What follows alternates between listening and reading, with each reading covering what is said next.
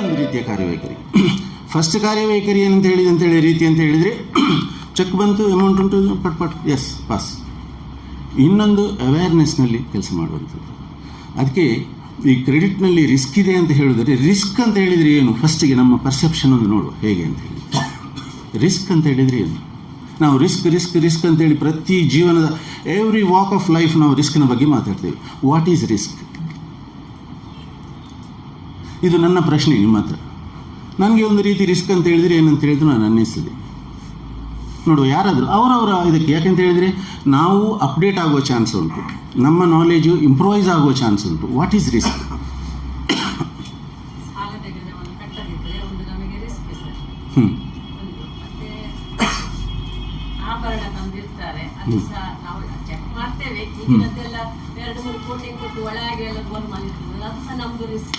ನಾವು ರಿಸ್ಕ್ನಲ್ಲೇ ಡೈಲಿ ಕೆಲಸ ಮಾಡಿದ್ವಿ. ಹೋದವರು ಕೆಲವರನ್ನು ಬರುವುದಿಲ್ಲ, ಬೆಳಿಗ್ಗಿಂದ ಸಂಜೆ ತನಕ ನಮಗೆ 10ರಿಂದ 5 ಗಂಟೆ ತನಕ ರಿಸ್ಕ್ ಅಂತ ಹೇಳ್ಬೋದು ಯಾವ ವಿಷಯದಲ್ಲಿ ಸಹ. ಆದರೆ ಇಷ್ಟೊಂದಕ್ಕೆ ಎಂಥದ್ದು ಆಗಲಿಲ್ಲ, ಇನ್ನೂ ಆಗುದಿಲ್ಲ. ಅದ್ರ ಸ್ವಲ್ಪ ಜವಾಬ್ದಾರಿ ರಿಸ್ಕ್ ಅಂತ ಆಲೋಚನೆ ಮಾಡ್ತಾ ಇರಬೇಕು ನಾವು. ಬಾಕಿ ಕಟ್ಟದಿದ್ರೆ ಹೋಯ್ತಲ್ಲ ಸರ್, ಇವತ್ತಲ್ಲಿ ಇದ್ದಾರೆ, ನಾಳೆ ಮತ್ತೆ ಅವರು ಈಗಿನ ಇದು ಸಹ ಹೇಳಲಿಕ್ಕೆ ಆಗುದಿಲ್ಲ. ಡೆತ್ ಆಯ್ತು, ನಮ್ಗೆ 2-3 ಕೇಸ್ಗಳು ಅಂತದ್ದು ಬಂದಿದೆ, ಆದ್ರೂ ನಾವು ಸೋಲಿಲ್ಲ. ದೊಡ್ಡವರ ಶಿವರಿಗೆ ಅವರ ಕೈಯಿಂದ ಎಲ್ಲ ರಿಕವರಿ ಮಾಡಿದ್ದೀವಿ, ರಿಕವರಿ ಮಾಡ್ತೇವೆ. ಮತ್ತೆ ನಮ್ಮ ಊರಿನಲ್ಲೆಲ್ಲ ಗೊತ್ತಿದ್ದ ಪಾರ್ಟಿಗೆ ಮಾತ್ರ ಡೌಟ್ ಬಂದ ಕೂಡ ನ್ಯಾಷನಲ್ ಬ್ಯಾಂಕಿಗೆ ಕಳಿಸ್ತೇವೆ. ಸರಿ, ನನಗೆ ರಿಸ್ಕ್ ಅಂತ ಹೇಳುವುದಕ್ಕೆ ಒಂದು ಪಾರ್ಷಿಯಲ್ ಆನ್ಸರ್ ಸಿಕ್ಕಿತ್ತು ನನಗೆ. ಅನ್ಸರ್ಟನಿಟಿ, ಇದು ಇನ್ನಷ್ಟು ಒಳ್ಳೆಯ ಆನ್ಸರ್. ನನಗೆ ಇನ್ನಷ್ಟು ಒಂದು ಸ್ವಲ್ಪ ಇಂಪ್ರೂವೈಸ್ಡ್ ವರ್ಷನ್ ಸಿಕ್ಕಿತ್ತು. ನೋಡಿ, ಅವರು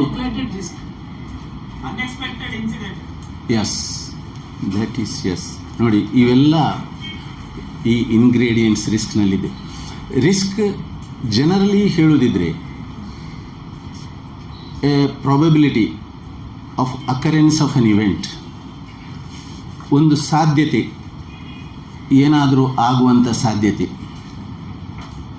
which you don't want to occur, ನಿಮಗೆ ಯಾವುದು ಬೇಡ ಅದು ಅಕ್ಕರ್ ಆಗುವಂಥ ಒಂದು ಸಾಧ್ಯತೆ.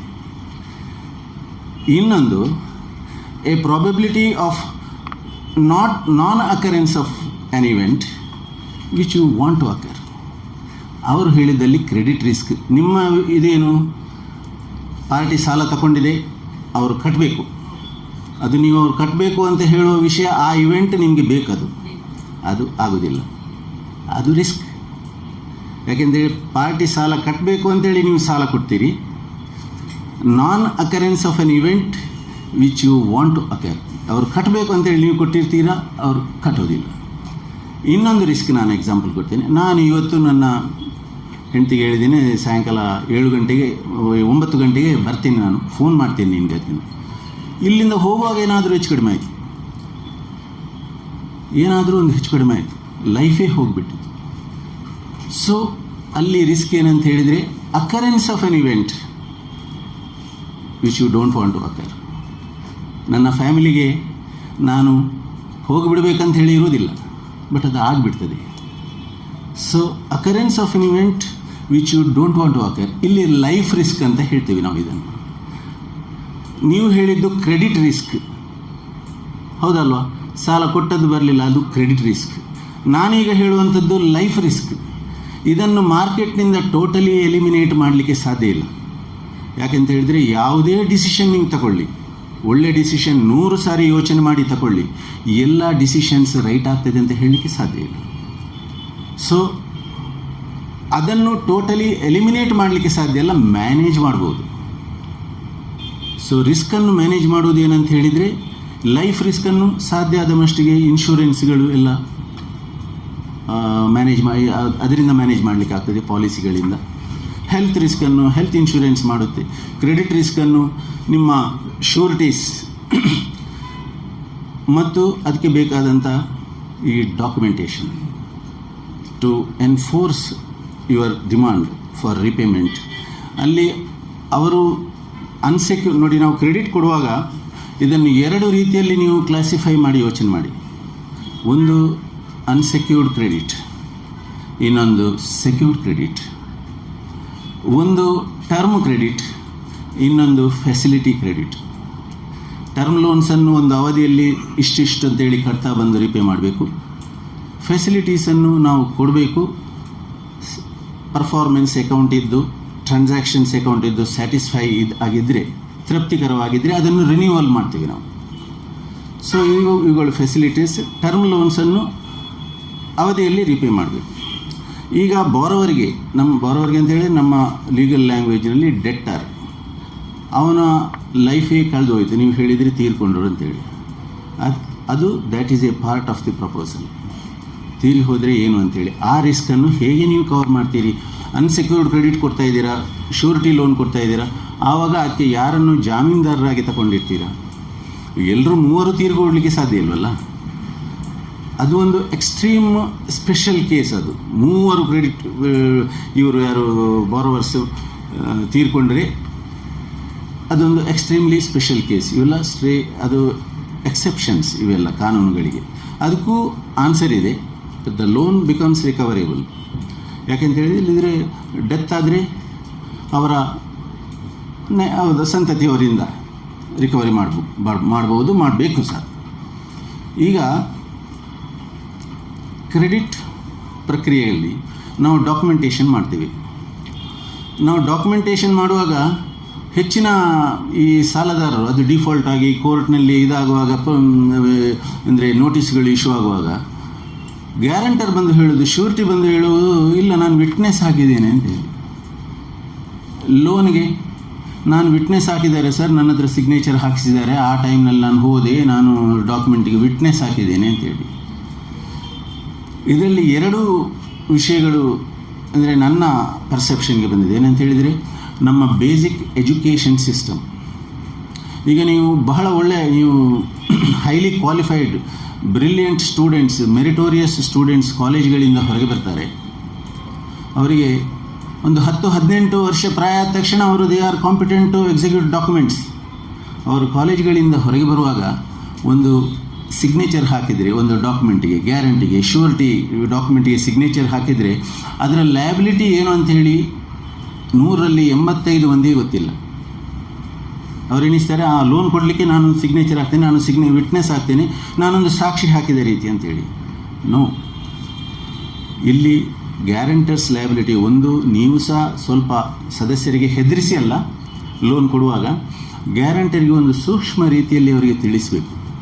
ಯಾಕಂತ ಹೇಳಿದರೆ, the guarantor's liability is co extensive liability. ಅದೊಂದು ಕಾಂಟ್ರ್ಯಾಕ್ಟ್.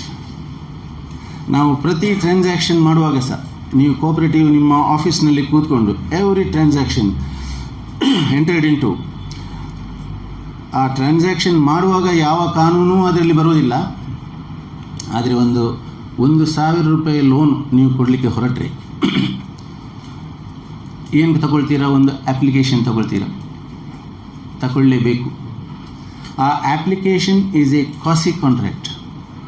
ಅದರಲ್ಲಿ ಸಾಲ ಇಷ್ಟು ಸಮಯದಲ್ಲಿ ಮರುಪಾವತಿ ಮಾಡೋದು, ಇಷ್ಟು 60 ತಿಂಗಳಲ್ಲಿ ಇಂಥ ಸಾಲವನ್ನು ಮರುಪಾವತಿ ಮಾಡ್ತೇನೆ, 50,000 ಸಾಲ, ಹೀಗೆಲ್ಲ ಇರ್ತದೆ. ಇದೊಂದು ಕಾಸಿ, ಆ್ಯಕ್ಚುಯಲ್ ಕಾಂಟ್ರ್ಯಾಕ್ಟ್ ಅಲ್ಲ, ಇವು ಕಾಸಿ ಕಾಂಟ್ರ್ಯಾಕ್ಟ್. ಅದು ಕಾಂಟ್ರ್ಯಾಕ್ಟ್ ಆ್ಯಕ್ಟ್ನ ಅಡಿಯಲ್ಲಿ ಬಂದಿರ್ತದೆ.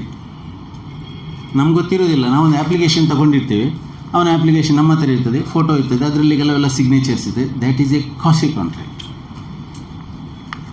1,000 ಅಲ್ಲ, ನಾನು ಚೇಂಜ್ ಮಾಡಿ 50,000 ಅಂತೇಳಿ ತಿಳ್ಕೊಳ್ಳಿ. ನೆಕ್ಸ್ಟ್ ಏನಾಗ್ತದೆ, ಅವನ ಸಾಲಕ್ಕೆ ನೀವು ಒಂದು ಪ್ರಾಮಿಸರಿ ನೋಟ್ ತಗೊಳ್ತೀರ. ಆ ಪ್ರಾಮಿಸರಿ ನೋಟ್ ನಮ್ಮ ಕೋಆಪರೇಟಿವ್ ಕಾನೂನುಗಳೆಲ್ಲ ಹೇಳಿದಂಥ ಡಾಕ್ಯುಮೆಂಟ್ ಅಲ್ಲ ಅದು. A promissory note is defined under section 4 of the Indian negotiable instruments act. ನೋಡಿ, ನೆಗೋಷಿಯಬಲ್ ಇನ್ಸ್ಟ್ರೂಮೆಂಟ್ಸ್ ಆ್ಯಕ್ಟು ಬಂತಲ್ಲಿ, ಒಂದು ಕಡೆಯಲ್ಲಿ ಕಾಂಟ್ರ್ಯಾಕ್ಟ್ ಆ್ಯಕ್ಟ್ ಬಂತು. ಆ ಪ್ರಾಮಿಸರಿ ನೋಟಿಗೆ ಒಂದು ಸ್ಟ್ಯಾಂಪ್ ಹಾಕ್ತೀರ. ಆ ಸ್ಟ್ಯಾಂಪು ಎಷ್ಟು ಹಾಕಬೇಕು, ಯಾವ ಸ್ಟ್ಯಾಂಪ್ ಹಾಕಬೇಕು, ಇದರ ಬಗ್ಗೆ ಯಾವುದು ಮಾತಾಡ್ತೀರಿ? ಇಂಡಿಯನ್ ಸ್ಟ್ಯಾಂಪ್ಸ್ ಆ್ಯಕ್ಟ್ ಮಾತಾಡ್ತದೆ. ಮತ್ತು ಇನ್ನೊಂದು ಕೇಳ್ತೀರ, ಅವನ ಹತ್ರ ಒಂದು ಇದು ಲೋನ್ ಅಗ್ರಿಮೆಂಟ್ ಆಗಬೇಕು ಅಂತ ಹೇಳಿ. ಲೋನ್ ಅಗ್ರಿಮೆಂಟ್ ಆಗಬೇಕಂತ ಹೇಳಿದರೆ ಅದಕ್ಕೆ ಬೇಕಾದ ಸ್ಟ್ಯಾಂಪ್ ಆಗಬೇಕು. ಅದು ಸ್ಟೇಟ್ ಸ್ಟ್ಯಾಂಪ್ ರೂಲ್ಸ್ ಇದರ ಬಗ್ಗೆ ಮಾತಾಡ್ತದೆ. ಆ ಲೋನ್ ಅಗ್ರಿಮೆಂಟನ್ನು ಇಂಡಿಯನ್ ಕಾಂಟ್ರ್ಯಾಕ್ಟ್ ಅಡಿಯಲ್ಲಿ ಬರ್ತದೆ. ನೋಡಿ, ಸ್ಟೇಟ್ ಸ್ಟ್ಯಾಂಪ್ ರೂಲ್ಸ್ ಆ್ಯಕ್ಟ್ ಬಂತು, ಇಂಡಿಯನ್ ಕಾಂಟ್ರ್ಯಾಕ್ಟ್ ಆ್ಯಕ್ಟ್ ಆಲ್ರೆಡಿ ಬಂದಿದೆ, ಮತ್ತು ಶ್ಯೂರಿಟಿ ಡಾಕ್ಯುಮೆಂಟ್ ತಗೊಳ್ತೀರ, ಲೆಟರ್ ಆಫ್ ಗ್ಯಾರಂಟಿ. ಇದು ಇಂಡಿಯನ್ ಕಾಂಟ್ರಾಕ್ಟ್ ಪ್ರಿನ್ಸಿಪಾಲ್ ಬಾರೋವರ್ ಹತ್ರ ಹೋಗದೆ ಶ್ಯೂರಿಟಿ ಹತ್ರ ಬರ್ಬೋದು, ಸೆಕೆಂಡ್ ಶ್ಯೂರಿಟಿ ಹತ್ರನೂ ಬರ್ಬೋದು. ಒಮ್ಮೆ ಅವಾರ್ಡ್ ಆದರೆ, ಡಿಕ್ರಿ ಆದರೆ ಕ್ರೆಡಿಟರ್ಗೆ ಯಾರಿಂದಲೂ ರಿಕವರಿ ಮಾಡುವಂಥ ಅವಕಾಶ ಇದೆ, ಅಪರ್ಚುನಿಟಿ ಇದೆ. He is entitled to go against any of the judgment debtors. ನೋಡಿ, ಒಮ್ಮೆ ಡಿಕ್ರಿ ಆದ ನಂತರ ಅವರು ಪ್ರಿನ್ಸಿಪಲ್ ಬಾರೋವರ್ ಗ್ಯಾರಂಟರ್ ಆಗಿರೋದಿಲ್ಲ, ಅವರು ಜಡ್ಜ್ಮೆಂಟ್ ಡಿಟರ್ಸ್ ಅಂತೇಳಿ ಆಗಿರ್ತಾರೆ. ಸೊ ಇವರೆಲ್ಲ ಲೋಕಸ್ ಸ್ಟ್ಯಾಂಡಿ ಅಂದರೆ ಅವರ ಪೊಸಿಷನ್ಸ್ ಕಾನೂನಿನ ದೃಷ್ಟಿಯಲ್ಲಿ ಒಂದೇ ಆಗಿರ್ತವೆ. ಅವರೇ ಯಾರಾದರೂ ಒಬ್ಬರು ಕಟ್ಟಬೇಕು, ಒಬ್ಬರು ಅಥವಾ ಎಲ್ಲರೂ ಕಟ್ಟಬೇಕು. ಸರಿ, ಏನಾದರೂ ಕ್ವೆರೀಸ್?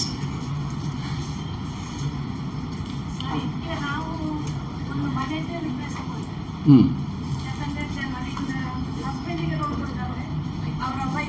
ಹ್ಞೂ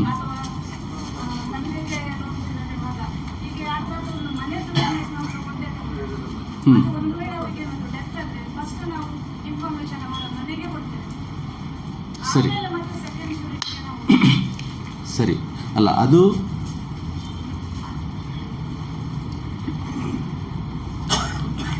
ಬಹಳ ಫಿಮೇಲ್ ಪಾರ್ಟಿಸಿಪೇಷನ್ ಇದೆ ನೋಡಿ. ಇದು ನಾವೊಂದು ಟ್ರೈನಿಂಗ್ನಲ್ಲಿ ಒಂದು as a matter of sharing of information, ಇತ್ತೀಚೆಗೆ ನಾನು ಒಂದು ಆರ್ಟಿಕಲ್ ಓದಿದೆ, ಒಂದು ಇಕಾನಮಿಸ್ಟ್ ಬರೆದದ್ದು ಹಿಂದೂನಲ್ಲಿ. ಅದರಲ್ಲಿ ಸಂಕ್ಷಿಪ್ತವಾಗಿ ಏನು ಬರೆದಿದ್ದಾರೆ ಅಂತ ಹೇಳಿದರೆ, ಭಾರತ ದೇಶದಲ್ಲಿ 72% of the working hours, domestic ಆಗಲಿ ಕಮರ್ಷಿಯಲ್ ಆಗಲಿ, ಇವೆಲ್ಲ ವರ್ಕಿಂಗ್ ಅವರ್ಸನ್ನು ಒಟ್ಟು ಹಾಕಿದರೆ 72% of the working hours is shared by women ಅಂತೆ. ಒಳ್ಳೆಯ ವಿಷಯ. ಆದರೆ 10% ಆ್ಯಸೆಟ್ಸ್ ಮಾತ್ರ ಅವರ ಹೆಸರಲ್ಲಿದೆ ಭಾರತ ದೇಶದಲ್ಲಿ. ಇದು ನಮಗೂ ಸಹ ನಮ್ಮ ಒಂದು ಯಂಗ್ ಏಜ್ನಲ್ಲಿ ನಾವು ಬಹಳ ಬೇರೆ ರೀತಿ ಯೋಚನೆ ಮಾಡ್ತಿದ್ವಿ. ನಾವು ವಿ ಆರ್ ಪ್ರಿಡಾಮಿನೆಂಟ್, ನಾವಿದ್ದೆ ನಾವೇ ಎಲ್ಲ, ನಮ್ಮದು ಲೀಡರ್ಶಿಪ್ನಲ್ಲೇ ಎಲ್ಲ ಆಗೋದು ಅಂತ ಹೇಳಿ. ಬಟ್ ಪ್ರಾಯ ಕಳೆದ ಇದರಲ್ಲಿ ಅನುಭವ ಅಂತ ಹೇಳ್ತೀವಲ್ವ, ಈಗ ಇದಾಗಿದೆ. ನನಗೆ ಸಹ ಒಂದು ಎಕ್ಸ್ಪೀರಿಯನ್ಸ್ ಅಂತ ಹೇಳಿದರೆ, ನನ್ನದು ಒಂದು ಪರ್ಸೆಪ್ಷನ್. ಯಾವುದೇ ಒಂದು ಮೇಲ್ ಮಾಡುವ ಕೆಲಸಗಳನ್ನು, ಅಂದರೆ ಪುರುಷ ಮಾಡುವ ಕೆಲಸಗಳನ್ನು ಸಬ್ಸ್ಟಿಟ್ಯೂಟ್ ಮಾಡಲಿಕ್ಕೆ ಆಗ್ತದೆ ಅಂಥ ಒಂದು ಎಕ್ಸ್ಟ್ರೀಮ್ ಎಕ್ಸಿಜೆನ್ಸಿಯ ಸಂದರ್ಭದಲ್ಲಿ. ಒಂದು ಪುರುಷನ ಡೆತ್ತೇ ಆಯಿತು, ಹೇಗೋ ಸರ್ವೈವ್ ಆಗ್ತದೆ, ಯಾರಾದರೂ ಅವ್ರದ್ದು ಹೆಲ್ಪ್ನಿಂದ ಆ ರೋಲನ್ನು ಸಬ್ಸ್ಟಿಟ್ಯೂಟ್, ಅಂದರೆ ಟೋಟಲ್ ಸಬ್ಸ್ಟಿಟ್ಯೂಷನ್ ಅಲ್ಲ, ಮ್ಯಾನೇಜ್ ಮಾಡಲಿಕ್ಕೆ ಆಗ್ತದೆ. ಅದೇ ಒಂದು ಮಹಿಳೆಯ ರೋಲನ್ನು ಸಬ್ಸ್ಟಿಟ್ಯೂಟ್ ಮಾಡಲಿಕ್ಕೆ ಆಗೋದಿಲ್ಲ. ಅಂದರೆ ಸಣ್ಣ ಮಗು ಬೆಳೆಯುವ ಒಂದು ಕುಟುಂಬ ಜೀವನದಲ್ಲಿ, ಒಂದು ಕುಟುಂಬ ಬೆಳೆಯುವ ಕುಟುಂಬ ವ್ಯವಸ್ಥೆಯಲ್ಲಿ ಅದಕ್ಕೆ ಒಂದು ಹೀಗಿನ ಒಂದು ರೆಫರೆನ್ಸ್ ನಾನು ಯೋಚನೆ ಮಾಡುವ ನೆನಪು ಬಂತು. ಚಾಣಕ್ಯರ ಅರ್ಥಶಾಸ್ತ್ರದಲ್ಲಿ ಮಹಿಳೆ ಆರ್ಥಿಕ ಚಟುವಟಿಕೆಗಳಲ್ಲಿ ಸಕ್ರಿಯರಾದಷ್ಟು ಸಾಮಾಜಿಕ ಆರ್ಥಿಕ ವ್ಯವಸ್ಥೆ ಬಹಳ ಸುದೃಢ ಆಗಿರುತ್ತೆ ಅಂಥೇಳಿ ಅವರು ಬರೆದಿದ್ದಾರೆ. ಇದು ನನಗೆ ಒಂದು ರೆಫರೆನ್ಸ್ನಲ್ಲಿ ಬಂದಂಥ ವಿಷಯ. ಆದ್ದರಿಂದ ಈ ಸೌಹಾರ್ದದಲ್ಲಿ ಮಹಿಳೆಯರ ಭಾಗವಹಿಸುವಿಕೆ ಇನ್ನಷ್ಟು ನನಗೂ ಸಹ ಭಾಳ ಖುಷಿ ಆಗ್ತದೆ. ಯಾಕೆಂತ ಹೇಳಿದರೆ, ಇಷ್ಟು ಒಂದು 10 ವರ್ಷ ಹಿಂದೆ ನಾನು ಈ ರೀತಿ ನೋಡಿರಲಿಲ್ಲ. ನಿಮ್ಮ ಕ್ವೆರಿ ನಾನು ಹೇಳ್ತೇನೆ ಈಗ. ಈ ನೀವು ಹೇಳುವಂಥ ಲೋನು ಅಡವು ಸಾಲ ಅಲ್ವಾ, ಹೌಸಿಂಗ್ ಆಗಲಿ, ಬಿಸ್ನೆಸ್ ಲೋನ್ ಆಗಲಿ,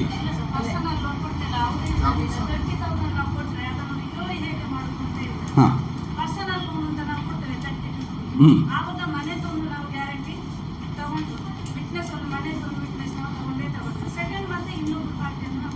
ವಿಟ್ನೆಸ್ ಅಲ್ಲ, ಶೋರ್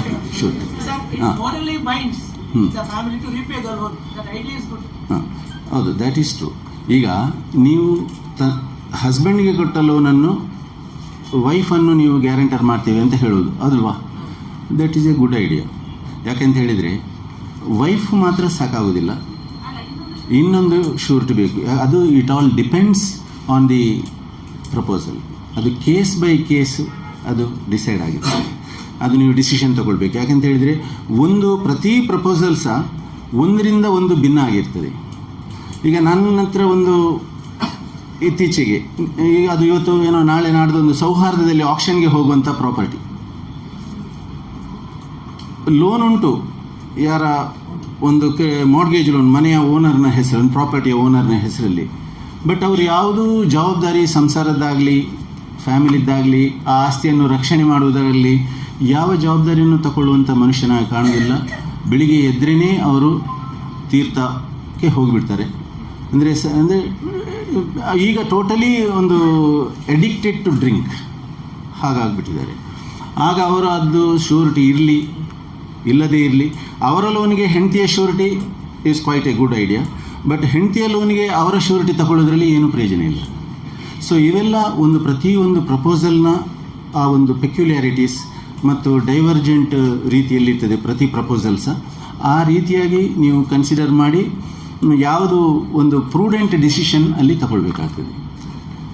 ಮತ್ತು ಇನ್ನೊಂದು ಏನಂತ ಹೇಳಿದರೆ, ಈ ಮಾರ್ಗೇಜಸ್ನ ಬಗ್ಗೆ,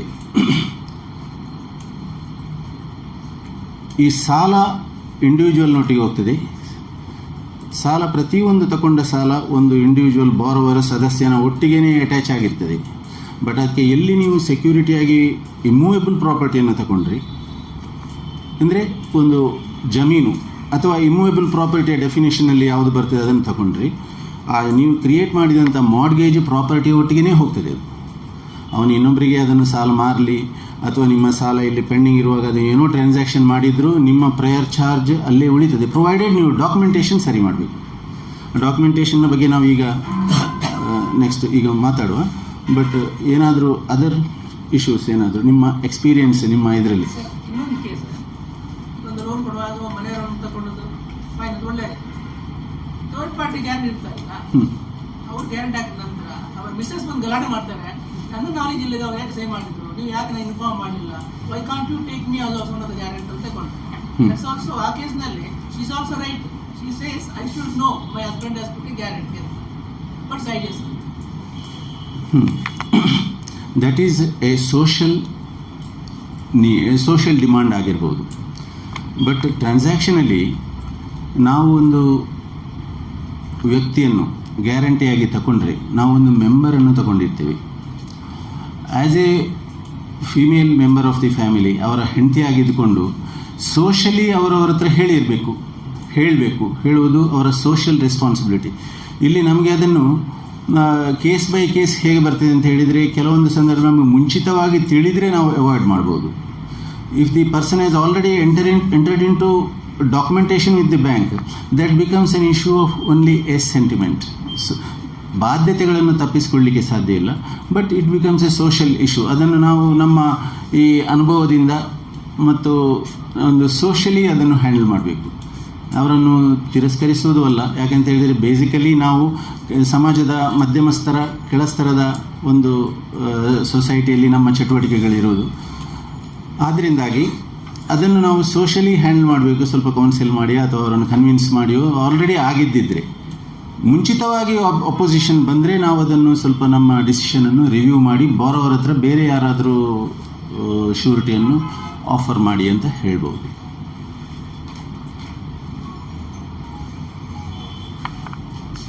ಮತ್ತು ಸದಸ್ಯತ್ವ ನೀವು ಮಾಡ್ತೀರಾ ಅಥವಾ ಲೋನ್ ಆ್ಯಪ್ಲಿಕೇಶನ್ನೇ ತಗೊಳ್ತೀರಾ, ಕೆಲವೊಂದು ಬೇಸಿಕ್ ಡಾಕ್ಯುಮೆಂಟ್ ನೀವು ತಗೊಳ್ಬೇಕಾಗ್ತದೆ. ಯಾವುದೆಲ್ಲ ಅಂಥೇಳಿ ಯಾರಾದರೂ ಒಂದು ನನಗೆ ಸ್ವಲ್ಪ ಕರೆಕ್ಟ್. ಆಧಾರ್ ಕಾರ್ಡ್, ಈಗಿನ ಇದರಲ್ಲಿ ಪ್ಯಾನ್ ಕಾರ್ಡ್, ಸರಿ, ಅಡ್ರೆಸ್ ಪ್ರೂಫ್ಗೆ. ಬಟ್ ಇದರಲ್ಲೆಲ್ಲ ಒಂದು ಮುಖ್ಯ ಒಂದು ವಿಷಯ ಇದೆ, ಐಡೆಂಟಿಫಿಕೇಷನ್ನ ಬಗ್ಗೆ. ಫೋಟೋ ಫೋಟೋ ಇರುವಂಥ ಒಂದು ಯಾವುದಾದ್ರೂ ನೀವು ಡಾಕ್ಯುಮೆಂಟ್ ಕೇಳ್ತೀರಿ, ಪ್ಯಾನ್ ಕಾರ್ಡ್. ಹೌದು, ಅದರದ್ದು ಒಂದು ಸಿಗ್ನಿಫಿಕೆನ್ಸ್ ನನಗೆ ನೀವು ಹೇಳಿ ದಯಮಾಡಿ. ಮುಖ್ಯ ವಿಷಯ ಏನಂತ ಹೇಳಿದರೆ, ಪ್ಯಾನ್ ಕಾರ್ಡ್ ಬಂತು, ಪ್ಯಾನ್ ಕಾರ್ಡ್ ಇಲ್ಲಿ ಎಂಟ್ರಿ ಆಯಿತು, ಡಾಕ್ಯುಮೆಂಟಿಗೆ ಹೋಯಿತು. ಆಧಾರ್ ಕಾರ್ಡ್ ಬಂತು, ಡಾಕ್ಯುಮೆಂಟಿಗೆ ಹೋಯಿತು. Yes, you should look at the face. ಯಾಕೆಂತ ಹೇಳಿದರೆ ಯಾರು ಡಾಕ್ಯುಮೆಂಟನ್ನು ಅಡ್ಮಿಟ್ ಮಾಡಿದರು ಬ್ಯಾಂಕಲ್ಲೋ ಸೊಸೈಟಿಯಲ್ಲೋ ಅವರಿಗೆ ಆ ಜವಾಬ್ದಾರಿ ಇದೆ. ಹೌದು ಇದೇ ಈ ವ್ಯಕ್ತಿ, ಒಮ್ಮೆ ಮುಖ ನೋಡಿ. ಎಷ್ಟೋ ನಾನು ಮುಂಚೆ ID ಕಾರ್ಡ್ಸ್ ಒಬ್ಬರದ್ದಲ್ಲದನ್ನು ಒಬ್ಬರಿಗೆ ಸ್ವಲ್ಪ ಹೆಸರು ನೀರಿದ್ದದನ್ನು ವಸಂತ ಅಡ್ಡಿ ಅಂತ ವಸಂತಿ ಹೀಗೆ ಹೋದದ್ದು ನಾನು ನೋಡಿದ್ದೇನೆ. But the basic purpose of photo IDs ಅದೇ ವ್ಯಕ್ತಿ ಅಂತ ಹೇಳುವ ಒಂದು ಐಡೆಂಟಿಟಿ. ಯಾಕಂತ ಹೇಳಿದರೆ ಇದರಲ್ಲಿ ಬಹಳಷ್ಟು ಒಂದು ರಿಸ್ಕಿ ಘಟನೆಗಳು ನಡೆದು ಹೋಗುತ್ತೆ. ಇತ್ತೀಚೆಗೆ ಒಂದು ಕೋಆಪರೇಟಿವ್ ಬ್ಯಾಂಕ್ನಲ್ಲಿ ಒಂದು ವೆಹಿಕಲ್ ಲೋನ್ ಕೊಟ್ಟರು. ಆ ವೆಹಿಕಲ್ ಲೋನ್ ಕೊಟ್ಟ ನಂತರ ವೆಹಿಕಲ್ ಆಕ್ಸಿಡೆಂಟ್ ಆಯಿತು. ವೆಹಿಕಲ್ ಆಕ್ಸಿಡೆಂಟ್ ಆದ ನಂತರ ಆ ವೆಹಿಕಲನ್ನು ಡೀಲರ್ನ ಇದಕ್ಕೆ ಕಳಿಸಿದರು, ಗ್ಯಾರೇಜ್ಗೆ ರಿಪೇರ್ ಅಂತ ಹೇಳಿ. ಅವರೊಂದು ಕೊಟೇಶನ್ ಕೊಟ್ಟರು. ಆ ವೆಹಿಕಲನ್ನು ನಾವು ಡೆಲಿವರಿ ತಗೊಳ್ಳೇ ಇಲ್ಲ.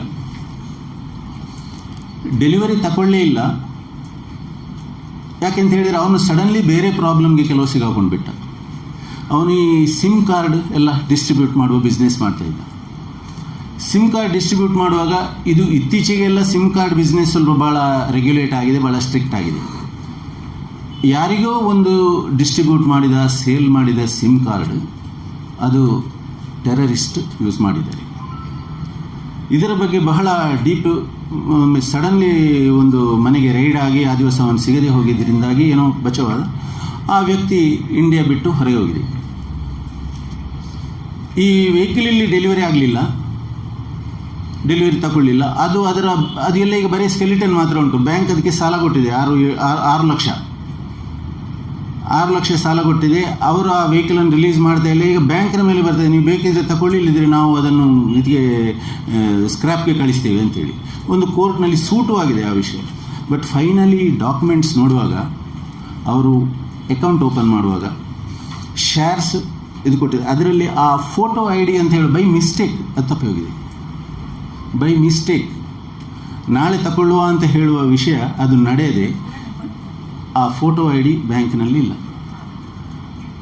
ಸೊ ಇಂಥ ವಿಷಯಗಳಲ್ಲಿ ನಾವು ಬಹಳ ಸ್ಟ್ರಿಕ್ಟಾಗಿ ನಿಯಮಗಳ ಪಾಲನೆ ಮಾಡಬೇಕು. ಮತ್ತು ಡಾಕ್ಯುಮೆಂಟ್ ಎಕ್ಸಿಕ್ಯೂಷನ್ ಮಾಡುವಾಗ ನೀವು ನಿಮ್ಮ ಎದುರಲ್ಲೇ ಎಕ್ಸಿಕ್ಯೂಟ್ ಮಾಡಬೇಕು. ಯಾವುದೇ ಡಾಕ್ಯುಮೆಂಟನ್ನು ಹೊರಗೆ ನೀವು ಮನೆಯಲ್ಲಿ ಅವರ ಸೈನ್ ತಗೊಂಡು ಬನ್ನಿ, ಅದು ನಡೆಯುವುದಿಲ್ಲ. ಯಾಕೆಂತ ಹೇಳಿದರೆ ಹೊರಗೆ ಕೊಟ್ಟ ಡಾಕ್ಯುಮೆಂಟ್ನ ಸೈನ್ ನಮ್ಮ ಕಣ್ಣೆದುರಲ್ಲಿ ಹಾಕದೇ ಇದ್ದರೆ ಅದು 10ರಲ್ಲಿ 5 ಸಿಗ್ನೇಚರ್ಸ್ ಎಲ್ಲ ಒಬ್ಬರದ್ದನ್ನು ಇನ್ನೊಬ್ಬರು ಹಾಕೇ ಬರುವುದು. ನೀವೀಗ ರೆವೆನ್ಯೂ ಡಿಪಾರ್ಟ್ಮೆಂಟ್ನಲ್ಲಿ ಎಲ್ಲ ಹೋಗಿ ಒಂದು ಇದು ಮಾಡೋದು, RTC ಮ್ಯೂಟೇಷನ್ ಮಾಡೋದು, 9 and 11 ಮಾಡೋದು, ಇದಕ್ಕೆಲ್ಲ ಅಪ್ಲಿಕೇಶನ್ಗೆ ಯಾರ್ಯಾರೋ ಸೈನ್ ಮಾಡಿ ಅದು ನಡೀತದೆ. ಅದು ಡಾಕ್ಯುಮೆಂಟೇಷನ್ ಅಲ್ಲ, ಬಟ್ ಅದು ಒಂದು ಆಬ್ಲಿಗೇಷನ್ ಇರುವ ಡಾಕ್ಯುಮೆಂಟ್ ಅಲ್ಲ, ಅದು ಒಂದು ಅರ್ಜಿಗಳು ಅಂತೇಳಿ ಅದು ಒಂದು ಡಾಕ್ಯುಮೆಂಟ್. ಅದು ಆ್ಯಬ್ಸೆನ್ಸ್ನಲ್ಲಿ ಹಾಕಿ ಕೊಡುವಂಥದ್ದು. ಅದನ್ನು ಡಿಪಾರ್ಟ್ಮೆಂಟ್ ತಗೊಳ್ತದೆ, ಯಾರೋ ಸಿಗ್ನೇಚರ್ ಹಾಕಿ ಅರ್ಜಿಗಳನ್ನು ಕೊಡ್ತಾರೆ. ಬಟ್ ಇಲ್ಲಿ ಅಂಥ ಒಂದು ಘಟನೆ ನಡೆದರೆ ಸಿಗ್ನೇಚರ್ ನಾವು ಹೊರಗೆ ಕಳಿಸಿ ಡಾಕ್ಯುಮೆಂಟ್ನಲ್ಲಿ ಅವರು ಎಲ್ಲೋ ಮಾಡಿ ತಂದರೆ ಮತ್ತೆ ಅದನ್ನು ಅವರು ಅಡ್ಮಿಟ್ ಮಾಡೋದಿಲ್ಲ. ನಾವು ರಿಕವರಿ ಪ್ರೋಸೆಸ್ಗೆ ಆ ಡಾಕ್ಯುಮೆಂಟನ್ನು ಪ್ರೂವ್ ಮಾಡಲಿಕ್ಕೆ ಹೋದರೆ, ಅಲ್ಲ ಈ ಡಾಕ್ಯುಮೆಂಟ್ ನಾವು ಎಕ್ಸಿಕ್ಯೂಟ್ ಮಾಡಿದ್ದೇ ಅಲ್ಲ ಅಂತೇಳಿ ಅಲ್ಲಿ ಸತ್ಯ ಹೇಳ್ತಾರೆ ಅವರು. ಆಗ ನಮ್ಮ ಕೇಸ್ ಫಟ್ಟಾಗಿ ಹೋಗ್ತದೆ. ಆದ್ದರಿಂದ ಪ್ರತಿ ಡಾಕ್ಯುಮೆಂಟ್ಸ್ ಸೊಸೈಟಿಯ ಎಕ್ಸಿಕ್ಯೂಟಿವ್ಸ್ನ ಎದುರೇ ಎಕ್ಸಿಕ್ಯೂಷನ್ ಆಗಬೇಕು. ಸಿಗ್ನೇಚರ್ ನಿಮ್ಮ ಎದುರೇ ಮಾಡಬೇಕು. ನೀವೀಗ ಸಾಲ ಕೊಡುವಾಗ ಇಂಡಿವಿಜುವಲ್ಸ್ಗೆ ಸಾಲ ಕೊಟ್ಟರೆ ಇಂಡಿವಿಜುವಲ್ ಬರ್ತಾನೆ, ಡಾಕ್ಯುಮೆಂಟ್ ಎಕ್ಸಿಕ್ಯೂಷನ್ ಮಾಡ್ತಾನೆ. ಕೆಲವೊಂದು ಕೋಆಪರೇಟಿವ್ ಸೌಹಾರ್ದ ಬ್ಯಾಂಕ್ಗಳಲ್ಲಾಗಲಿ ಸೊಸೈಟಿಗಳಲ್ಲಾಗಲಿ ನಮಗೆ ಪಾರ್ಟ್ನರ್ಶಿಪ್ಸಿಗೆ ಮೆಂಬರ್ಶಿಪ್ ಕೊಡಲಿಕ್ಕೆ ಅವಕಾಶ ಇರ್ತದೆ. ಅಥವಾ ಕೆಲವೊಂದು ಸಂಸ್ಥೆಗಳಿಗೆ, ಫೆಡರಲ್ಸ್ನಲ್ಲಿ ಬೇರೆ ಸೊಸೈಟಿಗಳಿಗೂ ಮೆಂಬರ್ಶಿಪ್ ಕೊಡಲಿಕ್ಕೆ ಅವಕಾಶ ಇರ್ತದೆ. ಆವಾಗ ಒಂದು ಪಾರ್ಟ್ನರ್ಶಿಪ್ ಇದ್ದು ಈ ಸಾಲದ ಅರ್ಜಿಗೆ ನಾವು ಫಸ್ಟ್ ನೋಡಬೇಕು, ಈ ಯಾರು ಎಲ್ಲ ಪಾರ್ಟ್ನರ್ಸ್ ಸೈನ್ ಮಾಡಬೇಕು, ಅಥವಾ ಅವರ ಪಾರ್ಟ್ನರ್ಶಿಪ್ ಡೀಡ್ನಲ್ಲಿ ನಾವು ರೆಪ್ರೆಸೆಂಟೇಟಿವ್ ಆಗಿ 5 ಮಂದಿ ಪಾರ್ಟ್ನರ್ ಇದ್ದರೆ ಅದರಲ್ಲಿ 2 ಮಂದಿಯನ್ನು ನಾವು ಡಾಕ್ಯುಮೆಂಟ್ ಎಕ್ಸಿಕ್ಯೂಷನ್ಗೆ ಕರೆದಿದ್ದರೆ ಅವರಿಗೆ ಅಥಾರಿಟಿ ಉಂಟಾ ಅಂತ ನೋಡಬೇಕು. ಕೆಲವೊಂದು ಕಡೆಯಲ್ಲಿ ಪಾರ್ಟ್ನರ್ಶಿಪ್ಸ್ನಲ್ಲಿ ಮ್ಯಾನೇಜಿಂಗ್ ಪಾರ್ಟ್ನರ್ಸ್ ಇರ್ತಾರೆ, ಅವರಿಗೆ ಲೋನ್ ತಗೊಳ್ಳಿಕ್ಕೆ ಅಥವಾ ಆ್ಯಸೆಟ್ಸನ್ನು ಮಾರ್ಗೇಜ್ ಮಾಡಲಿಕ್ಕೆ ಪವರ್ಸ್ ಕೊಟ್ಟಿರ್ತಾರೆ. ಆದರೂ ಅಟ್ಲೀಸ್ಟ್ ಲೋನ್ ಆ್ಯಪ್ಲಿಕೇಶನ್ಗೆ ಎಲ್ಲರೂ ಸಿಗ್ನೇಚರ್ ಮಾಡಬೇಕು. To the extent possible. ಮತ್ತು ಫಸ್ಟ್ ನೋಡಬೇಕು ಪಾರ್ಟ್ನರ್ಶಿಪ್ ಡೀಡ್ ರಿಜಿಸ್ಟ್ರೇಷನ್ ಆಗಿದೆಯಾ ಅಂತೇಳಿ. ರಿಜಿಸ್ಟ್ರೇಷನ್ ಆಗದೆ ಸಹ ನಾವು ಕೆಲವೊಮ್ಮೆ ಲೋನ್ಸ್ ಕೊಟ್ಟಂಥ ಅನೇಕ ಪೂರ್ವ ನಿದರ್ಶನಗಳಿದೆ. ಆಮೇಲೆ ಎಲ್ಲ ಕಾಂಪ್ಲಿಕೇಶನ್. ನಾವೇನೇನಿಸ್ತೇವೆ ಸೆಕ್ಯೂರಿಟಿ ಇದೆ ಅಂತೇಳಿ ಸೆಕ್ಯೂರಿಟಿ ನೋಡ್ಕೊಂಡು ಲೋನ್ ಕೊಡ್ತೇವೆ. ಪಾರ್ಟ್ನರ್ಶಿಪ್ ಈಸ್ ಎ ಫಾರ್ಮ್ಯಾಲಿಟಿ ಅಂತೇಳಿ. ಇಲ್ಲ, ಪಾರ್ಟ್ನರ್ಶಿಪ್ಸ್ ರಿಜಿಸ್ಟ್ರೇಷನ್ ಆಗಲೇಬೇಕು.